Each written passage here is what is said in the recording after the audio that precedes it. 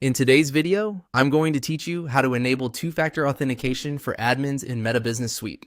If you manage a business account and want to improve security, this is a very important setting to turn on. Two-factor authentication adds an extra layer of protection by requiring a second verification step when someone logs in. That means even if a password is compromised, your account is still much better protected. In this walkthrough, we'll update the settings so that admin users are required to use two-factor authentication. To begin, open Meta Business Suite and go to your main dashboard. From there, look for the settings option and click on it. This will take you into the area where your business account preferences and security controls are managed. If you're working in a shared business environment, this is where many of the most important administrative settings are located. Once you're inside settings, find and click on Business Info.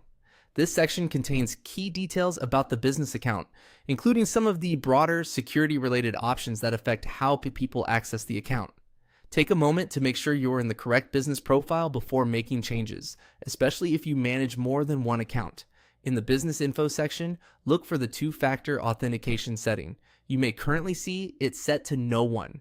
Click on that option to open the available choices. This setting controls who within the business account must use two-factor authentication in order to access business assets. When the options appear, select Admins Only. Choosing this option means that every admin on the business account will be required to have two-factor authentication enabled on their individual login. This is a smart balance for many teams because it helps secure the users with the highest level of access without immediately applying the requirement to every person in the organization. After selecting Admins Only, the settings should update and apply to your business account.